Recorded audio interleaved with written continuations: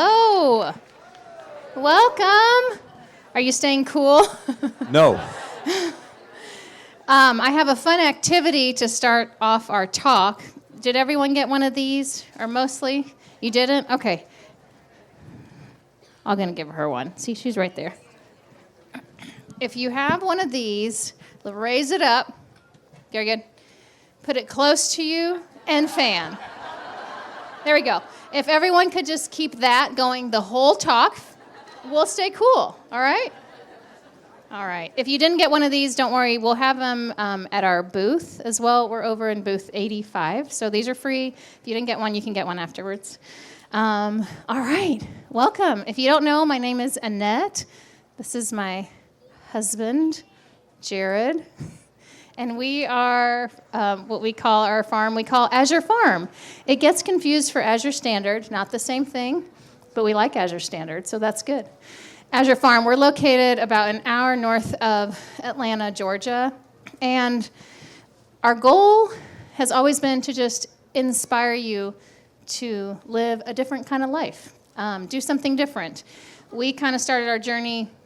It started a long time ago, but finally 7 or 8 years ago, we moved to what we call the country and just started trying to do a little more of what we felt we've always been called to do. Go out in nature, get our hands in the soil, kind of care for animals, and try to live a more simple life.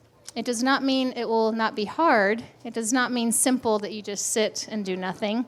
Somebody asked me that earlier today. They said, it's not simple. I said, I understand. I agree. But what it is appreciating having less, appreciating just the simple moments of just having what you need and not just always going for more and more and more, which I feel is like what our society kind of gears us to do. So that's who we are. We're excited to talk to you. I'll let Jared start off our talk. We do not, for anyone over here, we do not have slides, so you're not missing out on anything. Don't worry. All this has is our contact information. If you want to come up later, or you can zoom in and scan that, there's a barcode on there. You can download this same book and another one. So that's all there is. You're not missing out if you can't see the screen. And you can start. Okay, glad everybody's here. So when we talk about a subject like this, we run the risk of saying things that I will regret. But that is a risk we're willing to take. And so we're going to go through at least 5 reasons you should be growing more food in the next 12 months. And I will be your rabbit, and we will go down the rabbit hole. But I want to start off with 2 ideas that are quite different, and I think are becoming quite evident in the world in which we live. And they both come from the same book of Scripture in Isaiah. The first one is Isaiah 27, verse 6, talks about, if the righteous ruled the world, they would fill the face of the world with fruit. But then strangely, Isaiah 14:21 says, if the wicked ruled the world, they would fill the face of the world with cities. And I just find Scripture fascinating when it contrasts 2 totally different ideas. One in which people live on their land, govern themselves, bless other people, bless their family, have freedoms. The other in which people control other people. And without, oh, hey, here's our little girl Ava. All right. Without going too far down that rabbit hole, that is the contrasting worldviews that we live in the world of today. One in which force is imposed, and one in which freedom is encouraged. We see this with most of the screens in our pockets. We're encouraged to buy things we can't afford, to think that the grass is greener through the window of our screen, and that there is a greater life, more happiness happening out there that you are not enjoying on your side of the screen. And yet, science, at least the good science, is catching up with reality, which is, if you live behind that screen and you keep thinking the grass is greener, your mental health will suffer, depression increases, anxiety increases, Annette's going to talk more in a minute about the other side of the coin, where you get your hands in the soil, you get your hands back in touch with animals and nature, and everything goes the opposite direction. Depression goes down. Heart disease goes down. Mental health goes up. So that is really the two ideologies we want to walk you through. Annette being an ICU charge nurse, she won't brag about herself, but she is very talented and in lots of ways.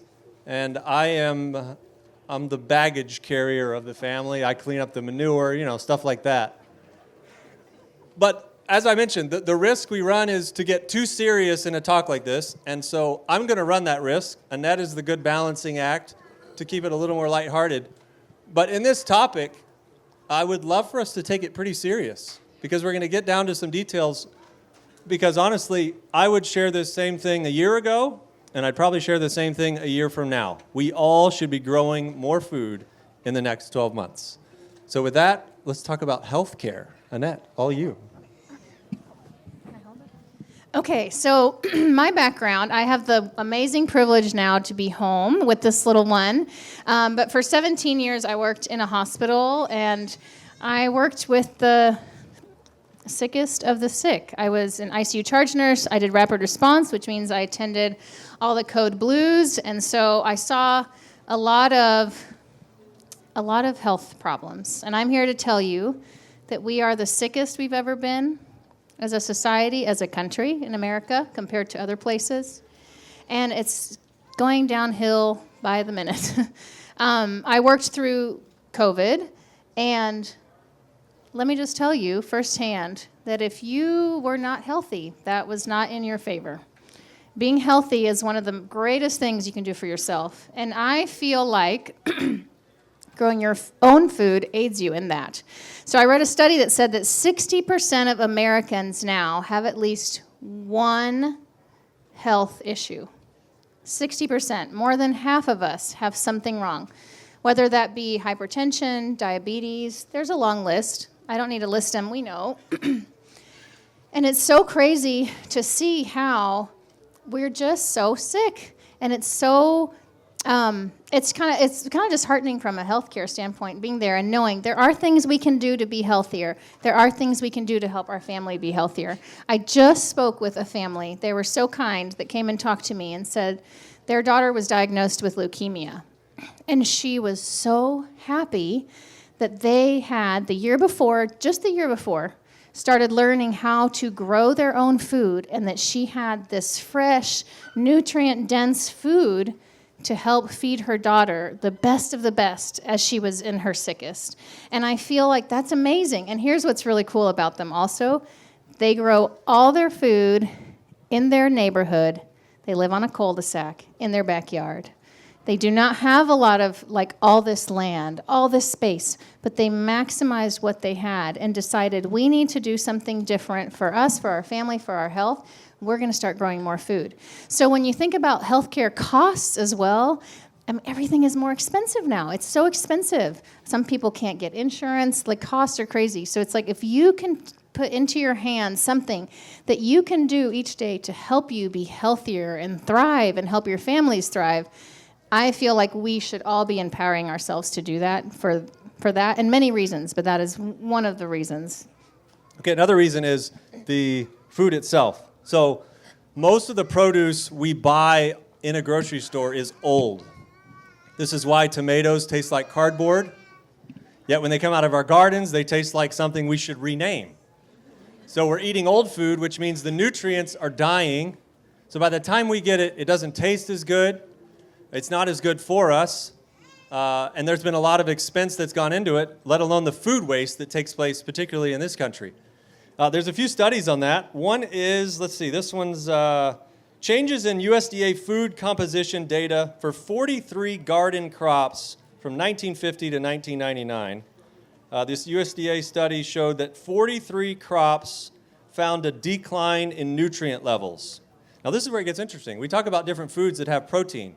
If your soil is deficient, your food does not have the protein or the vitamins it should. And it says they found decreases in protein, calcium, phosphorus, iron, riboflavin, and vitamin C. A number of other studies showing the same thing. we can eat what we think is healthy and yet not feel better, not enjoy the food, and we're getting sicker all the time. So this idea of growing your own food means you're likely going to pick that food and eat it within a couple of days. So it's got all the nutrient value, it's got all the flavor, and you don't have to worry about what we often saw through COVID. It's off the shelves. We can't get it. We're going to talk about that more in a minute. But the idea is the most nutrient-dense medicine in the world is what you can grow in your own yard. And too many of us take that, I think, for granted. I'm going to let you go next. Yep. Benefits of growing. So when I first started growing food, you go out there, you're hot, like we are now. And you're just thinking like, okay, what am I doing? Your crops fail, things die. And it's like, oh, but then once you get to taste something, like he said, that you have grown yourself, you realize this is awesome. And I think it's because right now, our world is so fast-paced. There's this instant gratification. There's just all these things. But when you get to see something go from seed and grow and grow and grow that you've nurtured, you've cared for, it's so incredibly satisfying. Then you combine that with being outdoors. So we all should be in the sunshine more. And I think society tells us, no, sunshine is bad. Don't go out. Don't go in the sunshine. Well, it's really the opposite. The sun is actually really good for you. You need that vitamin D. Going out in the sun, going out in nature, in fresh air, sunlight, all those things, it helps reset your circadian rhythm. You get to kind of have much better sleep because it has just boosted all those things you need by going out in the sun. And the most of all is you're happier. We all need to be happier, right? We all want to be happier. Who is sad after harvesting something? Right? You're not. It's like such a wonderful thing. And even if you go out there 5-10 minutes a day, this doesn't mean you need to turn this into like your full-time, you're going to only grow food. But just getting out there, it's like I want to encourage you, get outside. Get in nature, even if just a few minutes a day. But my favorite is the studies that have shown that if you get your hands in the soil, not with gloves, although sometimes we wear gloves, right? But it's called, and if someone knows how to pronounce it better, just forgive me, Mycobacterium vaccae. Just look it up. It's a bacteria found in soil.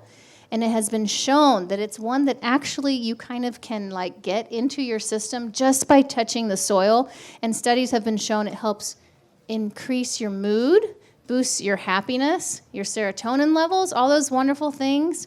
And you're actually physiologically happier by the simple act of putting your hands in the soil. How easy is that? It's like it doesn't have to be hard. And to me, that's a really big reason why you should grow your own food is because it will help you be happier. And that's something we all need. And I think that kind of ties in with the healthcare idea. We can grow food, and let's just assume the food does not survive our growing. But the act of doing it, we're already healthier because of it. Now, if the food actually produces, we yield, that's like the gravy on top of the benefit of our labor. But you think about society now, we sleep indoors, we get in our car where we're indoors, we go to work often indoors, we get back in our car indoors, we go home and indoors. We're missing out on all those things that all the new data is showing. We got to get outside. Got to get to Annette's point. Get your hands in the soil. Another thing is the cost of food. So if you've gone to a grocery store lately, especially anybody bought eggs in the last little while, we saw that for a while, where you recognize this reality of, man, this food is expensive. And then if you're eating organic, at whole paycheck, maybe sometimes, it's all the more expensive. And it's crazy. You're telling me I have to pay more for this because they sprayed less on it. It's a backward system, right? That's just a crazy thought. And often organic produce is picked the earliest because it's worth the most, and so we get the least amount of nutrient density in that food. So inflation's real. Another thing I wanted to share is I read this study about eggs. And eggs are interesting because a lot of people will say eggs are bad for you. Then a lot of people say, well, eggs are good for you. And this is pretty interesting. Farm fresh eggs have less cholesterol, less saturated fat than those bought on the shelves. They have 20 times the omega-3 fatty acids. There's something going on with chickens that are raised in a peaceful environment, laying those lovely eggs that are often a darker color for us, and they taste all the better, but they're actually better for us. So the inflationary fact, I think, is very real. We watched during COVID a volatile system. When we think about it, if you were sinister, you're like, okay, how would I cause chaos in America? You just need a few truck drivers to not show up to work or to not make it to the grocery store with our favorite foods, and we're going to be in the streets. And you see this dichotomy of people through history that survived times like the Great Depression and others, and that I hope you can share about your dad in Cuba, to see during times of crisis, people that grow food don't really see the crisis like others who are living in the city, and it's just, tell me what I'm allowed to do next. Can I go out of my house or not? And we saw that in a real sense in the last few years. Tell us about the food security idea. Maybe share your dad's testimony, and then I'm going to share something else. Okay. So for those that don't know, my parents are both from Cuba. They came to the United States back in 1980. I was born here in the United States, but my parents have some very real experiences of living a peaceful life one day and overnight things changing. And it's not to be alarmist, but I think it's good to understand that we should be able to control some of the things in our life. And if you are growing some of your own food, and let's say, things change overnight and you can't go to the grocery store, or all of a sudden your food is rationed. And like my parents in Cuba with communism, they couldn't, the ones that lived in the cities had a much harder time than the ones that lived in the country. And it's not to say you need to live in the country to grow your own food. You can grow your own food in a city.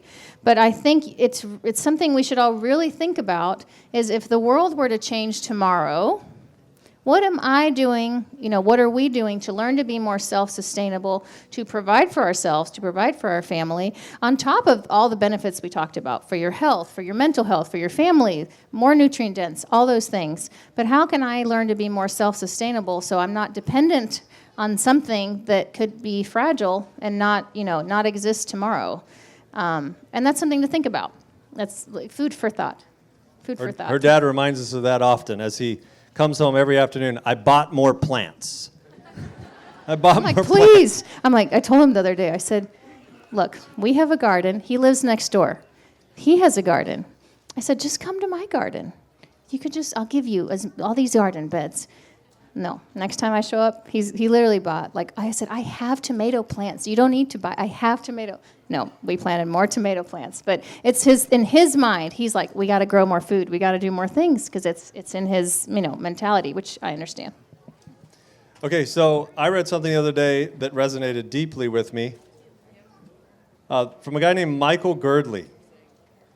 And forgive me if this sounds a little preachy, but to me this resonated deeply with me. He says, I considered moving out of the United States, but after some research, I realized leaving is stupid. There is no chance the United States will stop being the global superpower. There's discussion about that. Will it be China? Will it be India? Will it be all these things? He says, this is the best country for opportunity. Warren Buffett says, never bet against America. But the reason why, he says, surprised me. He said, there's the usual arguments for optimism in the United States. Democracy. The rule of law. Nobody laugh at some of these. The U.S. dollar. He says aircraft carriers. Our strongest military. Immigration. He said, how about our entrepreneurial culture? He says, but there's something more than all of those. Geography. He said, there is a magical combination of geography that favors the United States among all nations in world history. And it's no surprise the United States keeps winning.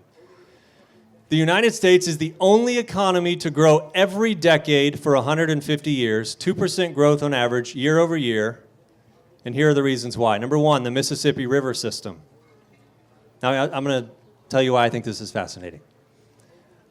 The world was in the Dark Ages, where religion controlled the government. And people fled Europe and said, we need freedom. We need land to support ourselves. No one's going to tell us what to do. And that's what that rebellious American spirit, I think, is still all about. This is the argument many say the only reason we're not taken down is because we still have a Second Amendment, right? There's that rebel nature in all of us.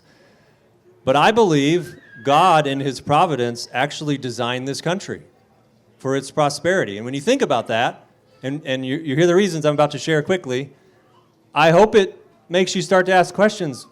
Wow, would God do that? Why would God do that if God did that?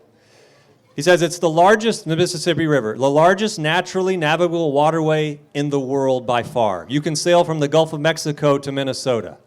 Transportation by water is 10 to 30 times cheaper than any form of transportation. So the U.S. goods, they get an unfair advantage. Inland places like Pittsburgh have ocean access. Number 2, prime farmland. The world's biggest contiguous prime farmland overlays our Mississippi River system. An unbeatable 1-2 punch. The United States can deliver more food cheaply to markets than any other. Think about that. Now let me pause for a second. Now think about, if you're sinister, how do you destroy America? You destroy the soil of America. You convince good folk like us, don't rotate your crops, don't let the land rest, get all you can, while the getting's good. Who cares about future yield? I got this new product. You don't even have to worry about bugs anymore. You don't have to worry about weeds anymore. What happens eventually? Well, you get a nation that's sicker than any other nation, spending more on getting better. Let me keep going. The U.S. exports twice as much food than the number 2 country, Germany. How about our Great Lakes? The U.S. has the largest freshwater lake system in the world. They are now all connected to the Mississippi at Chicago and to the Atlantic. Dozens of major inland U.S. cities are virtual seaports. How about our barrier islands? Then he goes on. How about the size? The U.S. is the 4th largest country by area, big enough to have scale on a global market. The difference is the quality of land compared to China, Russia, and Canada. Much of Canada, Russia, and China are unproductive. Number 6, how about our energy reserves and production? The United States is gifted with domestic energy resources. We're number 1 in the producer. We're number 11 in reserves. Number 1 in that's of oil. Natural gas, number 1. Number 4 in reserves. Number 7, natural ports. America has top-tier natural harbors on the world's 2 largest oceans, New York, Chesapeake, Puget Sound, LA, San Francisco Bay. They're well connected by road, rail, and water to industry. This is huge, with 99% of international trade by volume done by ships. How about 8? The coastline of the United States is 5 times than that of Africa. Part of this is because Africa has few inlets and large bays. The U.S. also has 3 times the coastline of Europe. Number 9, we're on the correct side of the ocean currents. This is good for timber and agriculture, and anyway, it goes on to describe. To the north, Canada has bad geography. If it wants to be a rival power. To the south, Mexico can't rival the United States because of the desert to the north and the jungles to the south. Number 12, our oceans. Germany couldn't invade Britain across 15 miles of the English Channel in World War II. We have 2,000-mile barriers on each side of the country. And he goes on to describe a few other reasons. Why I think this is important is because you go down the rabbit hole of why we're sick. And the typical number 1 cause you find is by what we're eating. We talk about these food deserts in cities where people have no other options than just fast food and eating unhealthy. And yet we're here to learn, how do I make so that I'm healthy, so that my family's healthy? And I think a lot of us have a longer vision. Children, grandchildren are healthy. We're doing this all at the same time while people in this country who we are no better than, because greed is a sneaky thing. Some of us, if we were offered the kind of money some of these guys are, we can't say we're beyond that. But if you get to that point and you realize, well, so what about future generations? So what about soil? You start to see what's happening in this country. As Annette saw through COVID, I would hear her come home with these stories about people sick and dying, and the underlying causes were what already set them up for failure. And so oftentimes, it's not because they ignorantly want to eat differently than the next person. It's either A, it's all I can afford, or B, I don't know any better.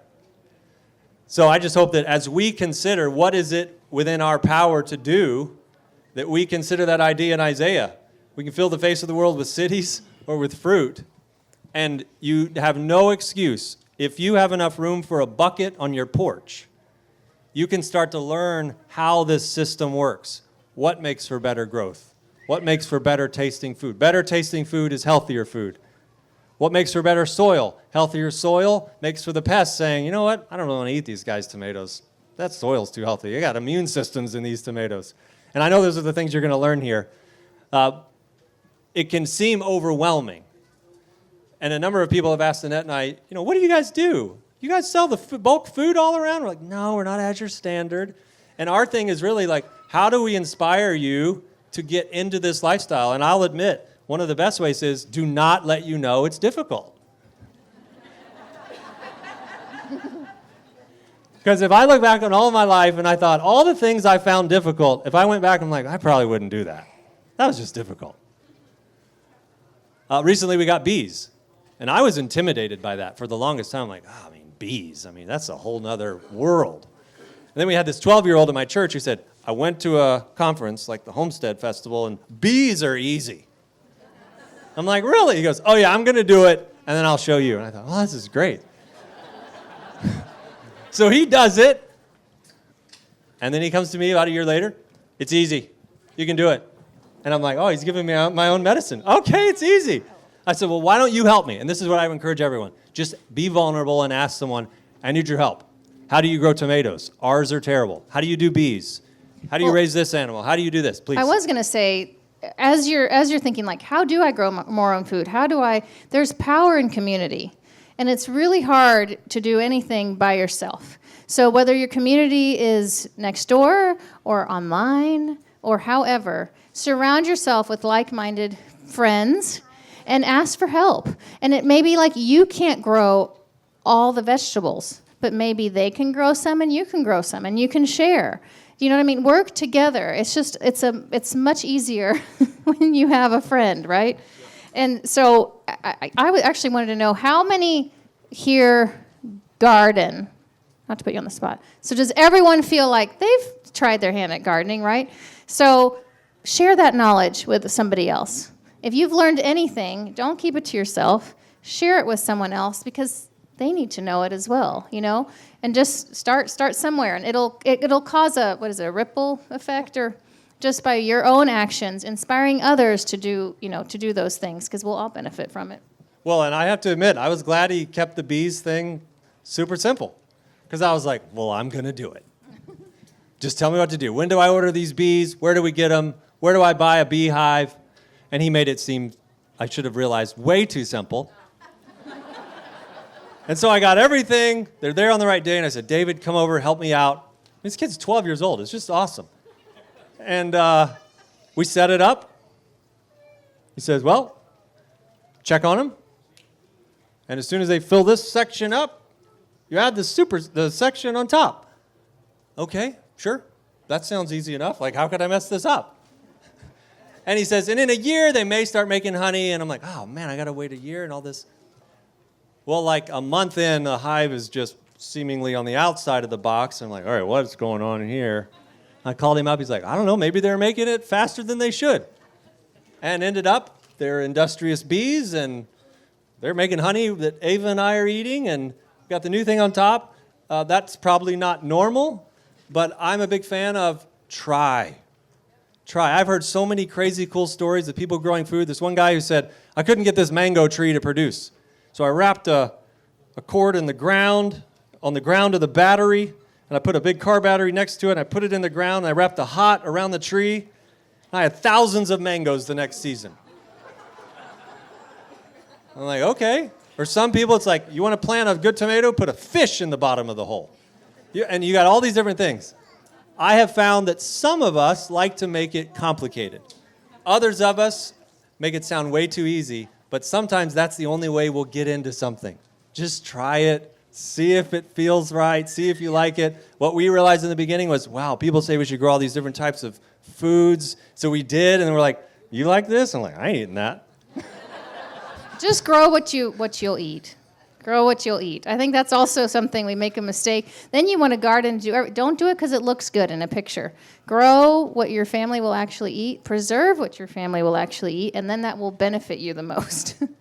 So I think we're going to open up for questions. I would say this. In times of crisis and fear, it's easy to think selfishly, how are we going to survive? You'll see the commercials on TV that are like, stock up on gold. What history has shown us is, in a crisis, no one is sitting at the dinner table eating gold. The greatest investment you can make for your own finances, your own health, what else? Your family's health. If you have kids, very huge investment is grow some food on the land, raise some animals on the land. We feel like it's the greatest investment we'll ever have with our little girl. And in the beginning, I'll admit, for us, we needed to hear a few people scare us to death about the fragility of city living. I'm being very frank. We were those types where the city had all the glitz and glam, and it was, did you see their new Range Rover? Should we get a new Range Rover? Now it's, do you know they have this chicken that lays blue eggs?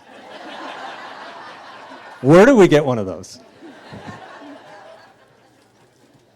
Can we open up for questions? Yeah, we'll do questions for 30 minutes. 2:30 is up, and then if you want to talk more and you don't catch us here, we'll be at our booth, which is 85. And then also tomorrow we're talking at 9 a.m., 3 Habits of Successful Homesteaders. That's 9 a.m. Tent A. And then tomorrow at 3 p.m. we're on a panel as well in Tent A. So come see us. Come see us. If you have any questions, sometimes it's more beneficial to hear someone else's question for a few minutes. And then if you have one very personal, you're welcome to come up after too. Yeah. She said, do we do a lot of canning and preservation? I do a lot of canning and preservation. I actually work real closely with Ball Home Canning, and it was something that was a passion for a long time, and then when I finally started doing it, I think it's great to can. So, for example, I'll share really quick. This is fun. So, from 12 tomato plants, which is not that many, 12 tomato plants, I got enough tomatoes over the course of about 8 to 10 weeks, to can 40 pints of sauce. So, that's doable. 12 tomato plants, that's a lot of sauce. For us, that's about 4 months' worth of how we go through sauce in our home. So think about those things. Just start small. How can I do, little steps? And canning is one of those where you can preserve some of your own food and replace store-bought items. So it's great. I have lots of resources on my website for that. Yes, but I wouldn't recommend you start with pressure canning. I think for a lot that can be intimidating. So I would start with water bath canning. Just a regular, you don't need fancy equipment. You can just use a regular pot you have at home. And I would say that, all the tomato products you can do, we all eat tomato products, so I always say start with those kind of things, and then go from there. Yeah.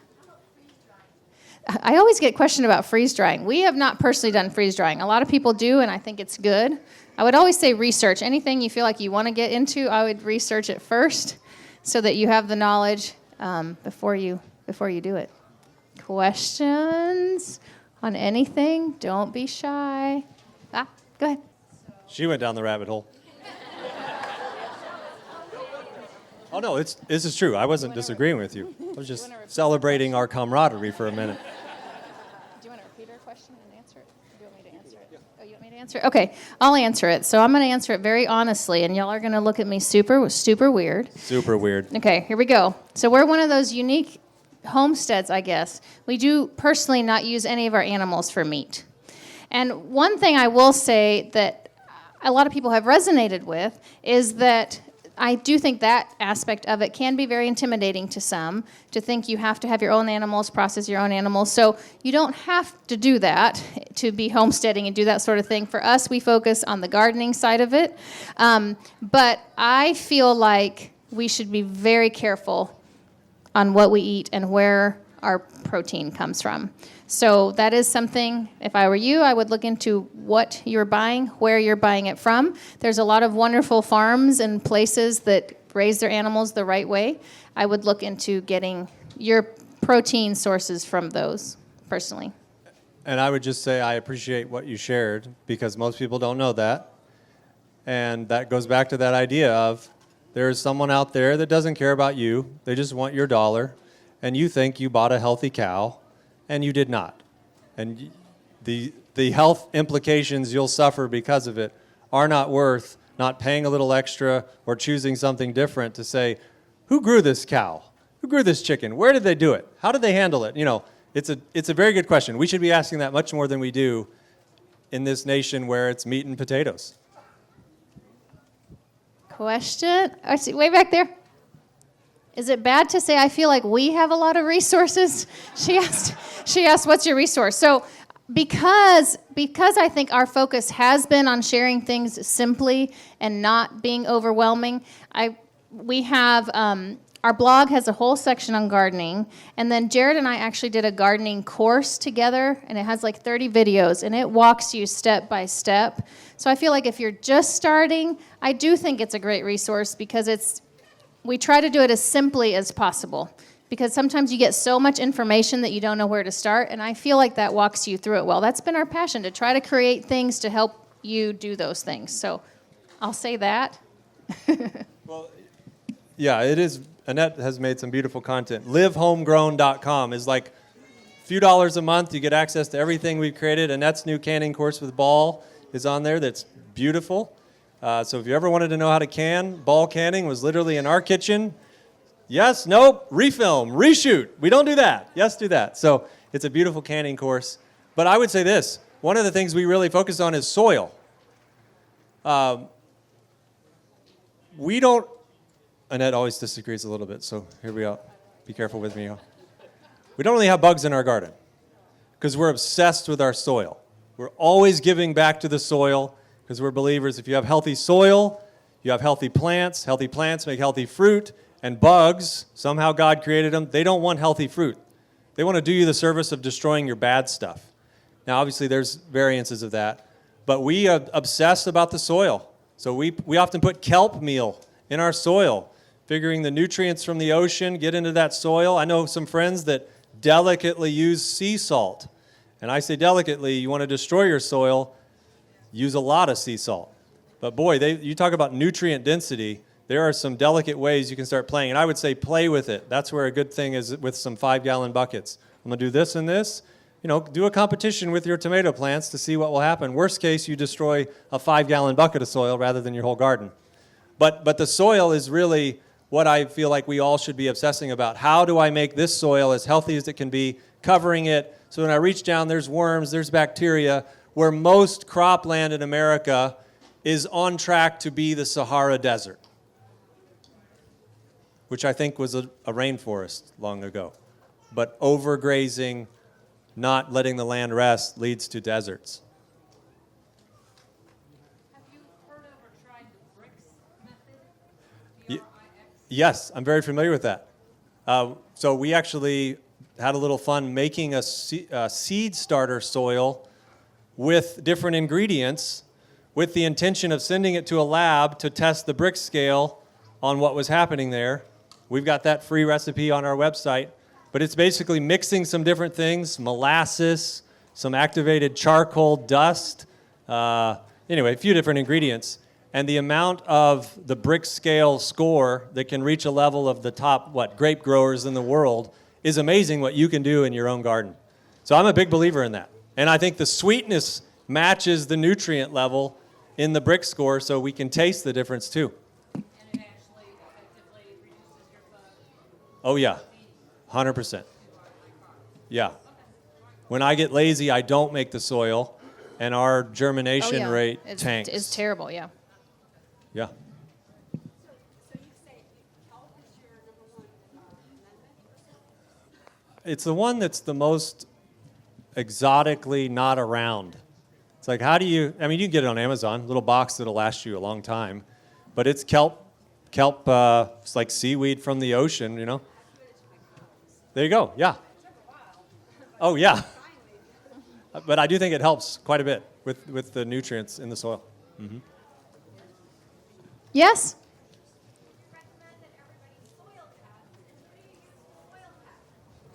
Yeah, I would soil test. Honestly, you can just get them online. Any soil test is going to give you at least an idea. And yes, it's a place to start. I had someone come up to me and say, we have so much clay, we have so much, what do we do? If you at least do a soil test, you know what you're starting with, and then you know kind of where to start. Yeah. And local county extensions will often do it for free or for a few dollars. I'll go on the other side of that. Just assume your soil's bad. Yeah. And just give it some leaves. Give it some of these nutrients and things we can give it, manure. Or like organic matter, just put. Yeah, put it back in the soil. And I would say do it every season. Every time you take from the garden, give more back. Because in the end, it will be giving you more back. Yeah.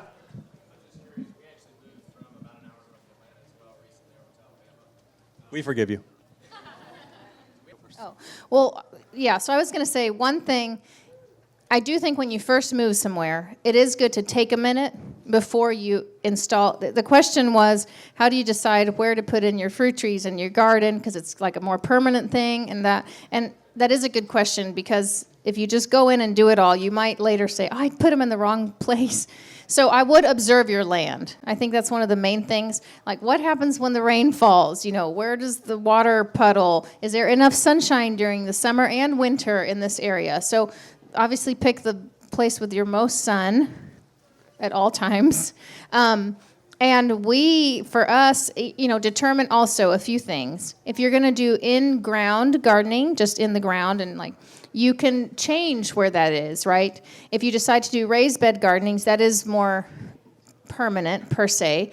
So do think about which style is best for you. But I would just say pick a spot with the most sun and then start it small and then see how it goes. Don't go full on gigantic garden at first, because then you might realize it's not the right space for whatever reason. So I would say start it small. And for us, our fruit trees have worked really well.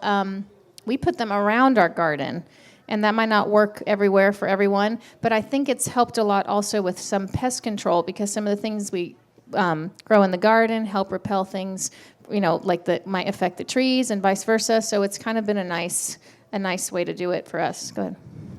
I think a great exercise, we're going to talk more about this tomorrow morning, is the land you have or the land you've just moved to. You can do it on Google Earth, or you can just draw it out and say, okay, we have $10 million.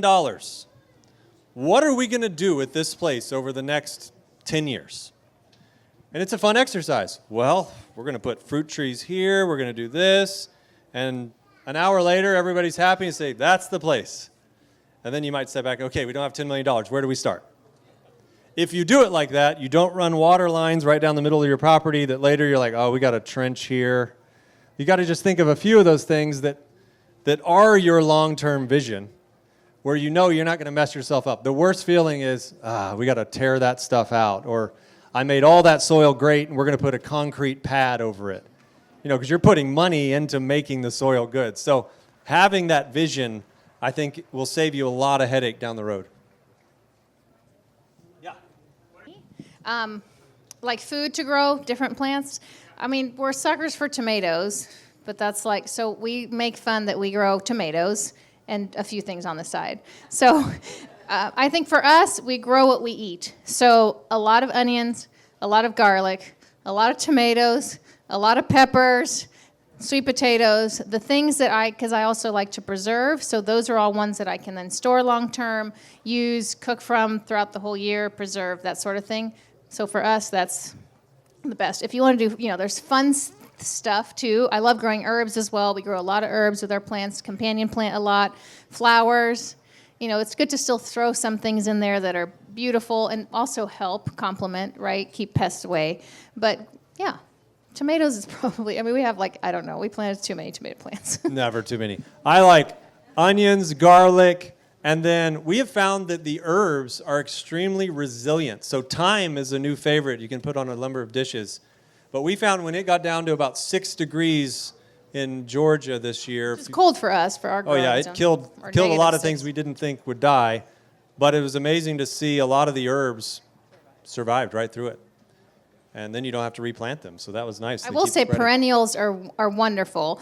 They're maybe not ones you plant as much or eat from as much, like, asparagus or artichoke. Like, we don't have some of those, but if you can incorporate a lot of perennials, they're great because you do the work like one time and then they come back every year, which is wonderful. Yep. Anyone else? Yeah. Yeah, well, I was about to start preaching. Oh, man. So that is an awesome rabbit hole you should go down sometime about... Biblically, we're supposed to plant the ground. No, I know. That's what I was going to say. But even if it, putting that aside, if you No, yeah. Well, I say that because a lot of people think it's like, well, why am I doing this? The nutrient load will resurface, if you will. We do it by just letting some raised beds rest. Don't plant anything in them. Just put cover crops. We also try and just rotate where we grow stuff all the time, so nothing's ever taking the same nutrients from the same bed. So I think even in that, from whatever you're growing in your garden, switch it up. Let that section rest this year, which is kind of frustrating. It doesn't have to be all the time, and maybe it's a few seasons of rest, so it's not the whole year. But that doesn't have to be an overwhelming thing. Yeah. No, we're not. No, I think the biblical principle is every 7 years. You let the land fully rest, like don't plant anything, which is very interesting. But I think for us now, we just rotate everything around and not just, if you take, you have to make sure you give it time to rest and regenerate. So. I just have to say that, if you've never studied that idea of the land rest, that is a cool thing because in the 6th year, Israel got so much yield that it stayed until the 9th year. And then the 7th year, the poor could eat to their heart's content. And you had these checks and balances in rich and poor. The more I go down into some of those old things, it's like, man, they had a system that was sustainable, right? So anytime I think there's anything that has pests on it or is infested, I would take it out. Because the more you leave it there, the more it'll attract something. So I would try to get rid of as much as you can of what's there. Now, granted, some things are in the soil you can't get rid of. And then just start amending. Like, make sure you don't plant cabbage or any of those things, brassicas, back in that area. Because sometimes those bugs will remember. Like, it's funny. Like, even if let's say you put them here, and that's where those specific ones were, and you only rotated them like a little step over, they'll know and hop. So just try to not plant the same thing, do something completely different. I think cover crops are wonderful, like red clover, anything that just will grow during like winter, and then in the spring you can chop it and let it decompose in the bed. That'll start helping amend your soil. So just slowly work towards, getting better soil. We try to treat actual pests. We don't spray or do anything like that. And so there are natural things you can do. Garlic is wonderful at repelling a lot of things. You can make like a garlic spray with garlic. I have a recipe for that if you look on my website. But Gets rid of people, too. well, I didn't say you ingest it. Like spraying. It's like perfume. You're spraying it on yourself before you go out. Ensure no one talks to you. But just be, just be proactive, and eventually the soil does start to improve. I think the main thing is all these things take time, and sometimes we just wish, like, oh, I wish this was working, right away, or, I had a bountiful crop first year, and it's not necessarily like that. But just think of you are teaching yourself so many things. You're equipping yourself with knowledge, and that's powerful. So even if you don't have like all these things to show for it, that is okay. You know more than you did like a few months ago. So just keep going.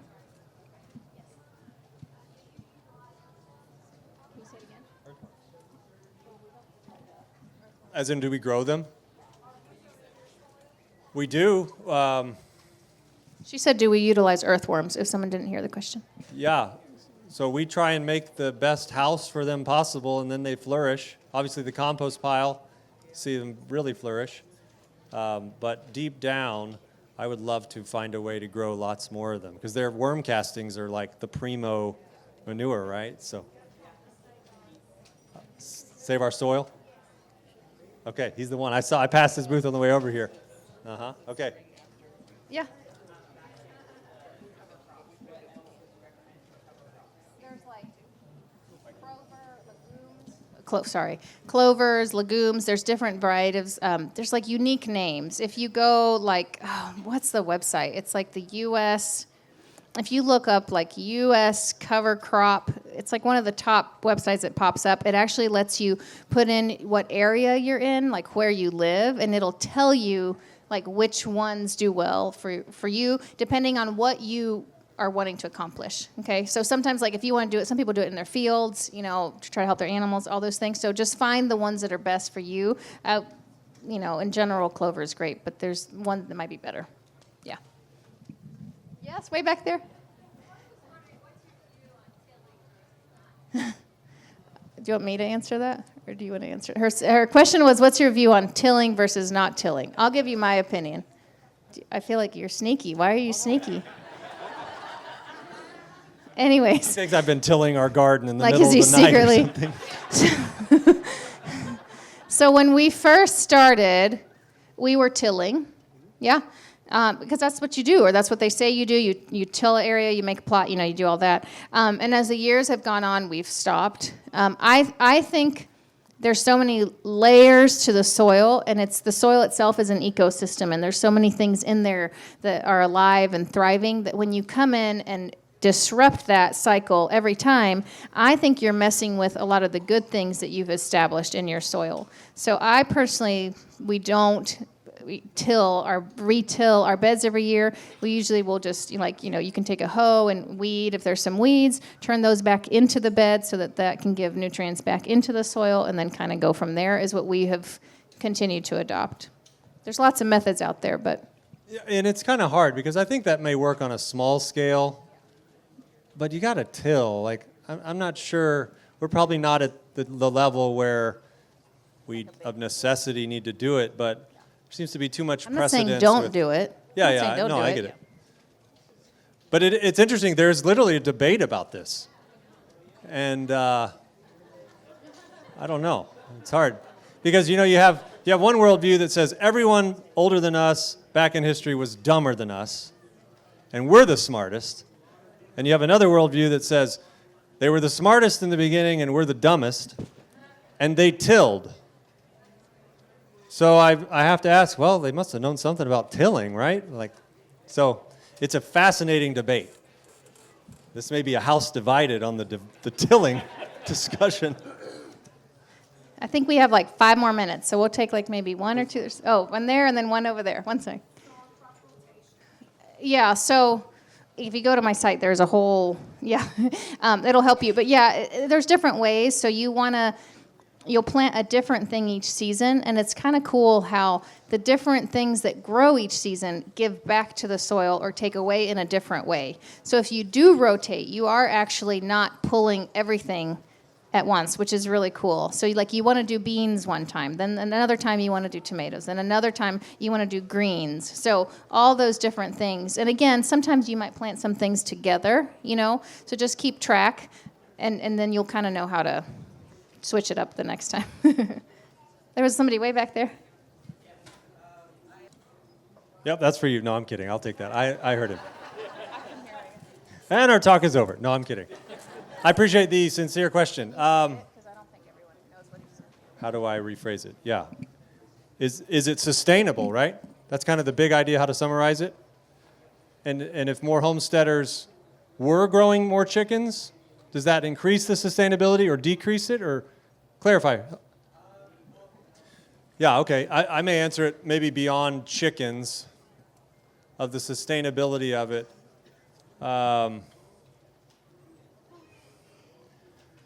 Knowing where our food comes from, who grew it, and how they grew it will probably be the new luxury of tomorrow. So I do believe that more homesteaders will have opportunity for their own sustainability and for the sustainability of their neighbors and community by being able to grow more. I do think there's a limit to that.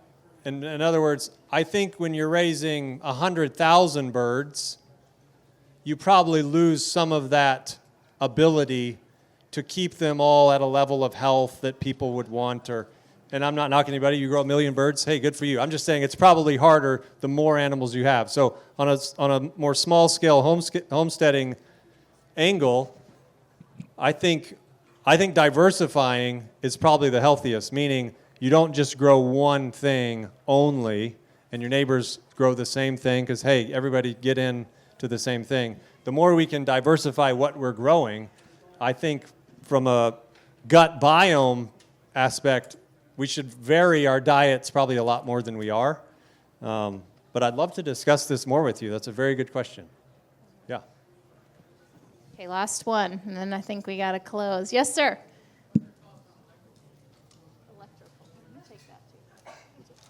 Thoughts on electroculture? I'm not familiar with that. Like that? Electroculture? There's my thoughts, unfortunately. I would like to know more about it. What is electroculture? Can you tell me more? Oh, Oh, the thing I was talking about that I know nothing about. it's the name. We didn't know the name. I didn't know it was actually a thing. I thought he was a little crazy. My thoughts are I'd like to hear your thoughts after this because I have never tried it, thinking I would fry myself or do something else. But I will tell you this. We have a method that they practiced in the late 1800s that we have found to be true on our very place, and that is on how to grow trees 10 times faster. And a part of it is some people's argument that you change the electrical current from the earth. One of those things is a layer of rock in the middle of the soil, which seems, or in the middle of your hole. It sounds crazy. You can go on the website we have and you can download the recipe or the formula for free. But it's very much on the idea you get that much more energy into the soil. It sounds a little new agey, but we've seen trees grow to 6-8 inches within a couple years, where others we didn't do it are still a 1-inch pruny fruit tree. We learned it from a guy who was helping the Forestry Service grow trees a lot faster. So there's something to the power in the soil and what we can do to, I think, somewhat manipulate it. But I would love to know more of what you know because, boy, that's a whole nother realm we probably need a long study on, right? Wow. Yeah, hey, thank you for coming. We are so grateful, and we'll see you tomorrow morning.